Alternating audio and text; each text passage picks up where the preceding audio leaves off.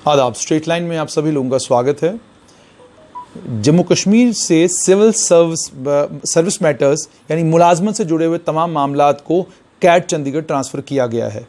इस मामले में आज एक बड़ा मोड़ उस वक्त आया जब Jammu Kashmir high court bar association के अध्यक्ष एडवोकेट अभिनव शर्मा ने यह कहा कि उन्हें कुछ भी करना पड़े वो सर्विस मैटर्स को कैट चंडीगढ़ जो जा चुके हैं उनकी सुनवाई जम्मू में ही होगी, उस चीज़ को इंश्योर करेंगे और जब तक यहाँ पर बेंच नहीं बनता तब तक हाईकोर्ट उनकी सुनवाई करेगा। मेरे साथ इस समय भारतीय जनता पार्टी के मुख्य प्रवक्ता और वरिष्ठ वकील सीनियर एडवोकेट सुनील सेठी हैं। सेठ साहब, सबसे पहले आपसे ये जानना चाहूँगा कि आज अभी मेरी बात जो है वो बार के अध्यक्ष से हुई। उन्होंने साफ तौर पे ये कहा कुछ भी हो मैं सर्विस मैटर्स की हियरिंग को जम्मू से चंडीगढ़ नहीं जाने दूंगा। बेंच वही रहेगा लेकिन एक यहाँ पर जम्मू में बेंच बनेगा और तमाम वकला साहिबान को यहीं पर उनकी केसेस की हियरिंग होगी। आपका मत क्या है? देखिए, जब 5 अगस्त को ये फैसला किया गया कि जम्मू कश्मीर रियासत अब यूनियन टेरिटरी होगी, तो इसका मतलब है कि जम्मू कश्मीर रियासत के जितने भी एम्प्लॉइज़ हैं वो सारे के सारे यूनियन टेरिटरी के एम्प्लॉई हो गए। और यूनियन टेरिटरी के एम्प्लॉई होने के नाते उनका स्टेटस जो है वो सेंट्रल गवर्नमेंट एम्प्लॉइज़ के पैरामीटरिया आ गया और उनकी जुरिस्डिक्शन जो है वो कैट के पास पहुंच गई। सेंट्रल एडमिनिस्ट्रेटिव ट्रिब्यूनल, कैट हम छोटे में कहेंगे उनको।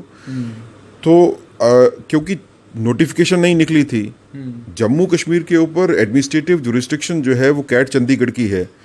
जो सेंट्रल गवर्नमेंट के एम्प्लॉइज हैं उनके लिए भी केसेस जो हैं वो कैट चंडीगढ़ के पास जाते हैं। उनका एक सर्किट बेंच आता है, वो कभी महीने में आता है, कभी 2 महीने में आता है जम्मू में केसेस करने के लिए। वो एक अलग डिमांड थी जम्मू वालों की कि वो बेंच भी जो है वो फ्रीक्वेंटली उसकी फ्रीक्वेंसी ज़्यादा होनी चाहिए या कुछ परमानेंट स्ट्रक्चर कुछ होना चाहिए।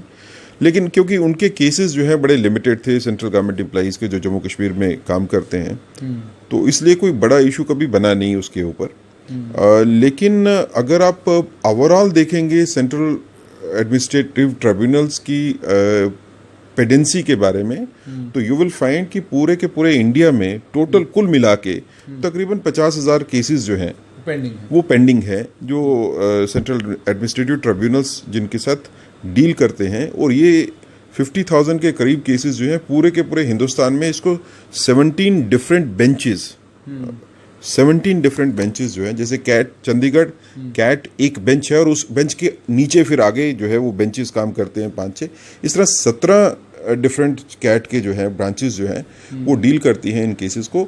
और जम्मू कश्मीर स्टेट से यूनियन टेरिटरी बनने के बाद तकरीबन 40,000 के करीब केस, 38,000 के करीब केसेस जो हैं सर्विस मैटर्स जो हैं वो कैट चंडीगढ़ में जाएंगे।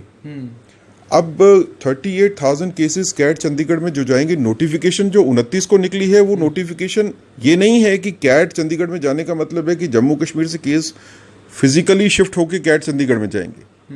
लेकिन क्योंकि नोटिफिकेशन की ज़रूरत थी निकालने की एडमिनिस्ट्रेटिव रीजंस की वजह से, लेकिन मुझे लगता है जो हमारा स्टैंड कंसिस्टेंटली है, पार्टी की तरफ से भी जो consistent stand Bharatiya Janata party का है और हमने उसके ऊपर ऑफिशियली जो है कम्युनिकेट भी किया है कि भारतीय जनता पार्टी ये चाहती है कि ये केसेस जो हाई कोर्ट से कैट में शिफ्ट हुए हैं इनकी फिजिकल शिफ्टिंग जो है वो आउट ऑफ स्टेट नहीं होनी चाहिए। आपको कैट चंडीगढ़ के benches, appropriate number of benches जो है वो केसेस के हिसाब से होगा, जितने केसेस हैं उसके हिसाब के बेंचेस होने चाहिए। वो बेंचेस जो हैं वो जम्मू में भी परमानेंट बेंच होना चाहिए और कश्मीर में भी परमानेंट बेंच होना चाहिए, depending upon the number of the cases which are going from Jammu and from Kashmir. और I don't see any reason कि इसमें जो है वो नहीं मानने वाली कोई बात हो, ऐसा कोई रीजन मुझे लगता नहीं है। ये चीज़ जो है ये लीगली कॉन्स्टिट्यूशनली अचीवेबल है। और गवर्नमेंट जो सेंटर में काम कर रही है भारतीय जनता पार्टी की, वो लोगों के लिए काम कर रही है, जम्मू कश्मीर के लोगों की भलाई के लिए ही फैसले होंगे। और केसेस को जम्मू कश्मीर से उठा के चंडीगढ़ लेके जाना या कहीं और लेके जाना वो किसी भी हालत में लोगों की बेहतरी के लिए या उनकी बेटरमेंट के लिए नहीं होगा, इसलिए वो फैसला नहीं होगा। फैसला मुझे लगता है कि यही होगा। और जैसा अभिनव जी ने कहा भी इंटरव्यू में कि बेंच जो है वो परमानेंट बेंच, कैट चंडीगढ़ का परमानेंट बेंच जो है वो जम्मू में भी बनेंगे और कश्मीर में भी बनेंगे, सो दैट जो लोग जिनके केसेस हैं वो यहीं पे उनका निपटारा जो है हो सके। इट्स नॉट फिजिबल कि जम्मू से उठ के कोई जाएगा चंडीगढ़ में अपना केस करने के लिए या कश्मीर से उठ के आएगा चंडीगढ़ में केस करने के लिए, वो नहीं होगा और ना ही हम ऐसा वैसा कुछ बात होने भी देंगे। पार्टी की तरफ से भी हमारा यही स्टैंड है and as a member of the profession I want to assure जो सर्विस क्लास है हमारी स्टेट की कि भारतीय जनता पार्टी की तरफ से ये 100% एश्योर किया जाएगा कि कैट के परमानेंट बेंचेस जो हैं वो जम्मू कश्मीर के बीच में ही होंगे। देखिए यूटी बनने के बाद अगर कोई ये डिमांड करे कि shifting of cases high court से यूटी में नहीं होगी तो वो पॉसिबिलिटी नहीं है। जो लीगली जो चीज की पॉसिबिलिटी नहीं है वो नहीं हो सकती है। शिफ्ट कैट में तो जरूर होंगे लेकिन वो कैट जो है वो जम्मू कश्मीर के बीच में काम करेगा। लोगों की दिक्कतें मुझे लगता है कि कम होंगी, पहले से हाई कोर्ट से भी कम हो जाएंगी, क्योंकि आज के दिन में जो सेंट्रल गवर्नमेंट एम्प्लॉइज के केसेस जो जिनके लिए चंडीगढ़ जाना पड़ता है या जो 2 महीने में या 3 महीने में एक बार यहाँ पे कैट का बेंच आता है, लोग काफ़ी सफ़र करते हैं। जब यहाँ पे परमानेंट बेंचेस बन जाएंगे तो सेंट्रल गवर्नमेंट के एम्प्लॉइज जो हैं उनके लिए भी एक ईजी एक्सेस हो जाएगी कैट के बेंचेस में। उनके केसेस भी कैट के परमानेंट बेंचेस जम्मू में और कश्मीर में होंगे। सो कैट जम्मू एंड कश्मीर में जो परमानेंट बेंचेस स्टेशन होंगे वो यूटी के एम्प्लॉइज के लिए भी होंगे और सेंट्रल गवर्नमेंट एम्प्लॉइज के लिए भी होंगे जो यहाँ पे सुने जा सकते। सुनील जी, कल मेरी बात बार के ही कुछ और लोगों से हुई थी। उन्होंने ये कहा कि सर्किट बेंच को ही परमानेंट बेंच कह दिया जाएगा और वही होगा, वही एक मुमकिनात में से मुमकिन चीज़ है। तो आपसे जानना चाहूँगा, सर्किट बेंच अलग से रहेगा या परमानेंट बिल्कुल बेंच यहीं पे रहेगा जिसकी लगातार सुनवाई यहीं पे होती रहेगी और रोज़ हियरिंग होगी? देखिए, आप पहले ये समझिए कि सर्किट बेंच और परमानेंट बेंच हम किस कंटेक्स्ट में कहते हैं। Seat of CAT Chandigarh is in Chandigarh. CAT Chandigarh के जो बेंचेस हैं वो जम्मू कश्मीर में भी आते हैं, वो हिमाचल में भी जाते हैं, पंजाब में भी है, हरियाणा में भी है सेंट्रल गवर्नमेंट एम्प्लॉइज के लिए। क्योंकि नंबर ऑफ केसेस कम होते हैं तो वो सर्किट मूव करते हैं। दोज आर मूव बेंचेस कि जो एक हफ्ता जो है वो जम्मू में, अगर हफ्ते में एक बार जम्मू में आएगा तो दूसरे हफ्ते जो है वो हिमाचल में जाएगा या पंजाब के करेंगे, वैसा होता है। लेकिन अगर सर्किट बेंच उस हिसाब से आता है कि जो महीने में 15 दिन के लिए भी जम्मू में हो और 15 दिन के लिए श्रीनगर में हो, तो वो हमारे मसले का हल नहीं होगा। मैं वाजे तौर पे करना चाहता हूं कि वो मसले का हल नहीं होगा। यहाँ पे circuit bench as such circuit bench, move bench नहीं होगा। यहाँ पे बेंच जो है उसकी एडमिनिस्ट्रेटिव जो है वो चंडीगढ़ में रहेगी एडमिनिस्ट्रेशन उसकी, लेकिन बेंचेस जो हैं वो परमानेंटली जम्मू में स्टेशन होंगे और परमानेंटली कश्मीर में भी स्टेशन होंगे। मुझे तो शायद इससे भी ज़्यादा मैं ये डिमांड करना चाहूँगा कि बेंचेस अगर आते हैं और बेंच की कंपोजिशन बननी है, अभी इंफ्रास्ट्रक्चर वो बनना है, बेंच के लिए अपॉइंटमेंट होनी है। अब देखिए उसमें 4 तरीके से जो है वो अपॉइंटमेंट्स हो सकती हैं। या तो आप किसी सर्विंग हाई कोर्ट के जज को ट्रांसफर करें, उसका भी प्रावधान है, उनको ट्रांसफर किया जा सकता है कैट में, या रिटायर्ड हाई कोर्ट के जजेस को भी वहाँ पे इंगेज किया जा सकता है, अपॉइंट किया जा सकता है। रिटायर्ड एडमिनिस्ट्रेटिव सेक्रेटरीज जो हैं वो भी एडमिनिस्ट्रेटिव मेंबर्स बन सकते हैं, या कोई ऐसे एडवोकेट्स जिनकी एलिजिबिलिटी है हाई कोर्ट जज बनने की, उनको रिक्रूट किया जा सकता है। लेकिन ये टाइम लगेगा। ये नया, आज के दिन में कैट चंडीगढ़ के पास अपनी स्ट्रेंथ इतनी नहीं है कि वो परमानेंट बेंच जम्मू में या कश्मीर में दे सके। प्रोबेबली उनका एक ही बेंच जो है वो वर्किंग है। तो ये रिक्रूटमेंट जो है या अपॉइंटमेंट जो है ये थोड़ा सा टाइम लगाएगा। उस टाइम तक, जब तक ये इंफ्रास्ट्रक्चर नहीं बन जाता, मुझे लगता है कि उस इंटरवीनिंग पीरियड के लिए हमारे को ये डिमांड करनी चाहिए गवर्नमेंट से कि तब तक, बिकॉज हम अगर जो आज की पोजीशन है वो मेंटेन करते हैं कि तब तक हाई कोर्ट पिटीशंस को होल्ड करे, और जब इंफ्रास्ट्रक्चर क्रिएट हो जाता है और जम्मू में भी इंफ्रास्ट्रक्चर बन जाता है कैट का और कश्मीर में भी बन जाता है, तो उसके बाद जो है फिजिकल शिफ्टिंग जो है वो उस टाइम पे हो सके। दूसरी बात ये कि इनकी लोकेशन कहाँ पे होगी। अगर आप इतने ज़्यादा केसेस को शिफ्ट कर रहे हो और सपोज 40,000 केस अगर शिफ्ट होता है, 25,000 केस जम्मू से शिफ्ट होता है, 15,000 केस जो है वो कश्मीर से शिफ्ट होता है कैट में, तो that means around 500 to 600 cases per day. अब 2 बेंचेस या 3 बेंचेस में जिसमें 500-600 केस चलते हैं, फ्रेश केसेस भी आते हैं, इतनी बड़ी बिल्डिंग, इतना बड़ा इंफ्रास्ट्रक्चर, और उसके साथ तकरीबन आप सोच लीजिए कि 400-500 एडवोकेट जो है वो शिफ्ट करेगा, 400-500 एडवोकेट कम से कम शिफ्ट करेगा कैट में काम करने के लिए। तो एक बड़ा मैसिव इंफ्रास्ट्रक्चर क्रिएट करना है, या तो जो हाई कोर्ट के एग्जिस्टिंग कॉम्प्लेक्सेस हैं उन्हीं में कैट के बेंचेस को जो है वो एडजस्ट कर दें। तो यहाँ क्योंकि इंफ्रास्ट्रक्चर बना हुआ है तो वो एक ईजी वे आउट है। अगर हाई कोर्ट के कॉम्प्लेक्सेस में कैट के बेंचेस को स्टेशन नहीं किया जाता तो फिर एक प्रॉब्लम आ जाएगी, क्योंकि इतना बड़ा इंफ्रास्ट्रक्चर नज़र में कहीं देखने को नहीं आता है। उसके बारे में भी गवर्नमेंट को सोचना पड़ेगा। हम लोगों की भी उसमें ये डिमांड ज़रूर है कि जब तक आप एक प्रॉपर इंफ्रास्ट्रक्चर क्रिएट नहीं कर लेते तो तब तक जो है हेफाजर्डली फाइल्स को बंद करना या शिफ्ट कर देना उससे सोल्यूशन नहीं होगी, उससे प्रॉब्लम ज़्यादा बढ़ जाएगी। 32,000 के करीब केसेस जो मेरे पास रिपोर्ट है, 37,000 के करीब केसेस हैं। तो आपसे ये समझना चाहूँगा कि 37,000 केस जब सिंगल बेंच ने चंडीगढ़ में ये सुना होगा तो उनकी परेशानी बड़ी होगी या कम हुई होगी? क्योंकि 37,000 एक साथ इतने केसेस आना उस बेंच के पास जिसके पास इसमें सुनवाई 1200-1300 केसेस की है। नहीं, मुझे नहीं लगता है कि चंडीगढ़ कैट ने ये समझा होगा या उनको ये गुमान भी हुआ होगा कि 37,000 केस एक बेंच ने करना है। वो पॉसिबिलिटी भी नहीं है, लीगली पॉसिबिलिटी नहीं है। 37,000 केसेस को डील करने के लिए you require at least 4 to 5 benches और रेगुलर हियरिंग। मुझे रेगुलर हियरिंग के ऊपर उसमें ये नहीं होगा कि एक दिन काम होगा और एक दिन काम नहीं होगा। वो बेंचेस को परमानेंटली स्टेशन होना पड़ेगा। अगर आप एक बेंच बनाते हो जम्मू कश्मीर के लिए वो भी आंसर नहीं है। अगर एक बेंच जम्मू में बैठेगा और फिर वो कश्मीर में जाएगा वो भी मसले का हल नहीं होगा। जम्मू में भी बेंच होने चाहिए और कश्मीर में भी बेंच होने चाहिए, क्योंकि आप हाई कोर्ट से जिससे जुरिस्डिक्शन ले रहे हो आपको उसके मुकाबले की सहूलियत जो है वो लिटिगेंट को और एडवोकेट्स को देनी पड़ेगी। क्योंकि ये नहीं हो कि लोगों को लगे कि हाई कोर्ट से तो लिटिगेशन निकल गई और उसके बाद जो है वो सहूलियत जो थी लिटिगेशन करने की वो खत्म हो गई। सहूलियत बढ़नी चाहिए, कम नहीं होनी चाहिए।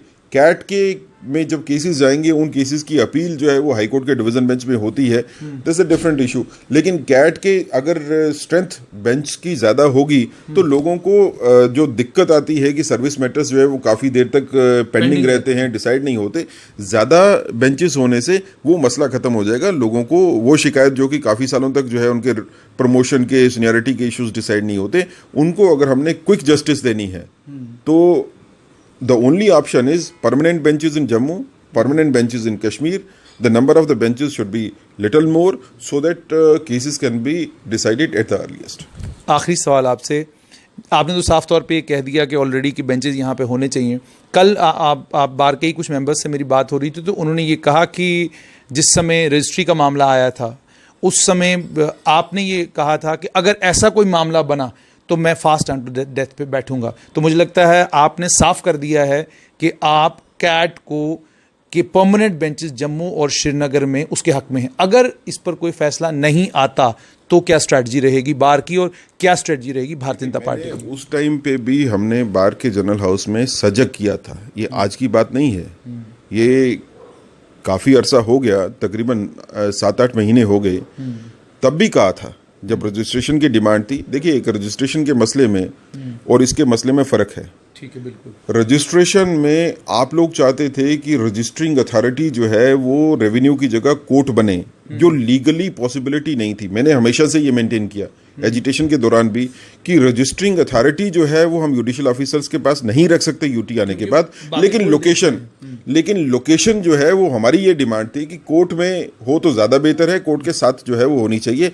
उस टाइम पे हमने सजग किया था बार को कि आप रजिस्ट्री के छोटे मसले के ऊपर जो है उसका इम्पैक्ट जो है वो कितने लोगों पे जाता है वो एक अलग बात है। लेकिन एक बड़ा मसला और आने वाला है कैट का, जिसके बारे में हमारे को एक आम राय बना के जो है वो स्ट्रेटजी बनानी चाहिए। और हमने ये उस टाइम पे ये ठीक है, आई स्टैंड विद दैट कि अगर कैट के मसले का हल लोगों की मंशा के मुताबिक, not if it is not as per the expectation of the people and the advocates concerned, then there is absolutely no way out than to agitate. Or agar if we have to fight, because we are now fighting for something which is legally permissible.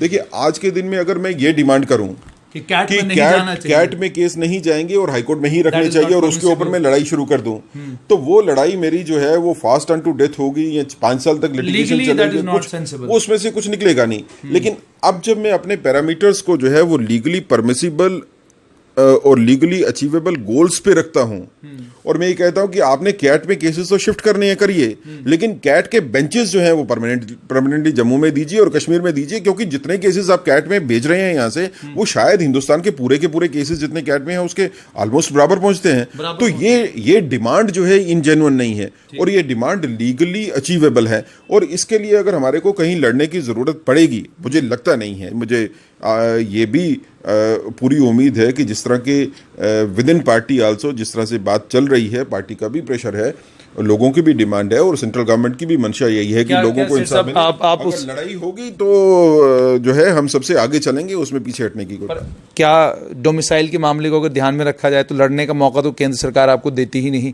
Domicile के मामले में भी मुझे लगता है कि मेरी पत्रकारिता के 14 सालों में मैंने पहली बार सरकारी कोई ऑर्डर जिसको होम मिनिस्ट्री ने इशू किया हो, और इतना बड़ा और इतना इंपॉर्टेंट और इतना सिग्निफिकेंट और स्टेट से जुड़ा हुआ इतना सिग्निफिकेंट मामला, उसमें 24 घंटे के अंदर अंदर ऑर्डर को रिवर्स करना, आई थिंक वो पहली बार मैंने भी अपनी पत्रकारिता की थी। उस टाइम पे मेरे से बात की थी, मैंने आपको तब भी कहा था कि सेंट्रल गवर्नमेंट जो इस टाइम पे काम कर रही है वो लोगों के लिए काम कर रही है, लोगों के बेहतरी के लिए काम कर रही है। अगर कोई डिसीजन गवर्नमेंट का होता है जिसमें गवर्नमेंट को ये लगता है कि ये फैसला जो है लोगों को एक्सेप्टेबल नहीं है, चाहे उनके हितों में हो, लेकिन लोगों को अभी एक्सेप्टेबल नहीं है, गवर्नमेंट को कोई गुरेज नहीं है उस फैसले को वापस लेने के लिए। सो डोमिसाइलरी में यही हुआ, और आज तो कोई ऐसा फैसले की कहां गवर्नमेंट ने कहा है कि आपके केसेस जो हैं आपको फिजिकली फाइल्स जो है चंडीगढ़ में, आज के दिन में ये नहीं, आज के दिन में सिर्फ एडमिनिस्ट्रेटिवली नोटिफिकेशन जो इशू हुई है उसने ये कहा है कि यूटी के एम्प्लॉइज की जुरिस्डिक्शन जो है वो कैट बेंच के पास होगी।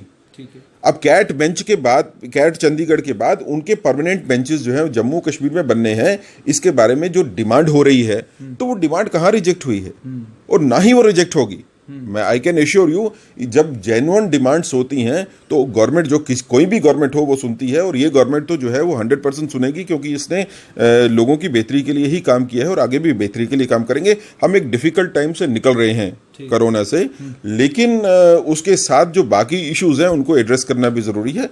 आने वाले वक्त में कैट के इशू जो है, I don't think this is an issue right now, ये जो है ये बड़ा वेट करने की हमारे को जरूरत नहीं है। आने वाले कुछ ही दिनों में जो है ये मसला जो है इसका निपटारा हो जाएगा। अगर इसका निपटारा जो है, if it is not found as per the expectations of the advocates or the expectations of the litigants or service class, we are there to fight whatever may be the situation. We will be there at the front. एक सवाल cat से जुड़ा हुआ नहीं है लेकिन important है, क्योंकि आप जब बात करते हैं तो सरकार तक पहुंचती है। कश्मीर में डिवकॉम ने एक ऑर्डर दिया और 3 हफ्ते का टाइम दिया है प्राइवेट क्लिनिक्स को कि आप जो है कामकाज दोबारा से शुरू करें, सारे प्रोटोकॉल्स को फॉलो करें और भी बहुत कुछ। वहाँ पर जहाँ केसेस 500 से ज़्यादा हो चुके हैं, और जम्मू जहाँ पर कोविड फ्री हो चुका है, 26 केसेस से सब लोग रिकवर कर गए हैं, और जो डिटेल्स मेरे पास हैं उसके मुताबिक 10 लोग जो अभी government medical college CD hospital या बाकी हॉस्पिटल्स में हैं वो भी रिकवरी के फेज़ में हैं, और 10 में से सिर्फ एक पेशेंट है जिसको लेकर ये कहा जा रहा है कि वो थोड़ी स्टेबल नहीं है, क्रिटिकल है अभी भी। तो यानी लगभग 96 से लेकर 98% तक जिस रीजन में रिकवरी रेट है, वहाँ पर प्राइवेट क्लिनिक्स को खोलने का ऑर्डर अभी तक नहीं आ रहा, वहाँ हॉस्पिटल्स में बाकी सर्जरीज नहीं हो रही, वहाँ प्राइवेट क्लिनिक्स में डॉक्टर बैठने के लिए तैयार नहीं। तो क्या लगता है आपको कि क्या आप अपनी तरफ से सरकार को कुछ सुझाना चाहेंगे, बताना चाहेंगे कि भाई अगर कश्मीर में ये हालात हैं तो यहाँ? देखिए, ये हमने पहले भी बात जो है लोकल एडमिनिस्ट्रेशन से की है। कोरोना के साथ जो जंग हमारी चल रही है उसके पैरामीटर्स के अंदर, जितना परमिटेड पैरामीटर्स में, मेडिकेयर सर्विसेज जो है उसको शुरू करना चाहिए, उसको कंटिन्यू करना चाहिए। आम आदमी जिसको कोई प्रॉब्लम हो जाती है, he is finding it too difficult to get the treatment. मेरे पास कुछ लोगों के फोन आते हैं जिनको सीरियस प्रॉब्लम है, लेकिन they don't have a place to go जहाँ पे अपना चेक करवा सकते हैं।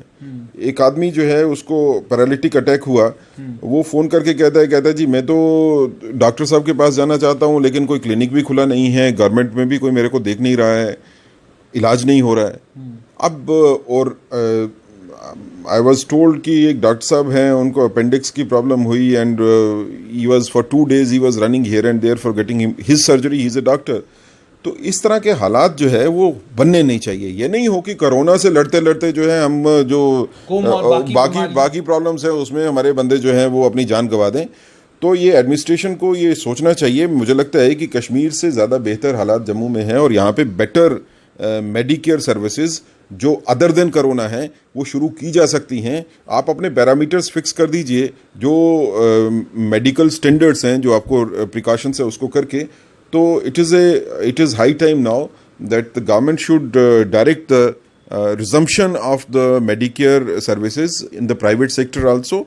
और गवर्नमेंट हॉस्पिटल्स में भी जो है आप उसको जैसे इवनिंग क्लिनिक्स करके या कुछ वैसा करके वैसा किया जा सकता है, ताकि लोगों को जो है वो इमदाद जो है, मेडिकल इमदाद जो है वो मिलती रहे, वो बंद नहीं हो जाए। बहुत बहुत शुक्रिया। तो ये थे सीनियर एडवोकेट सुनील सेठी, जिनका साफ तौर पर ये कहना है कि वकीलों को परेशान होने की ज़रूरत नहीं है।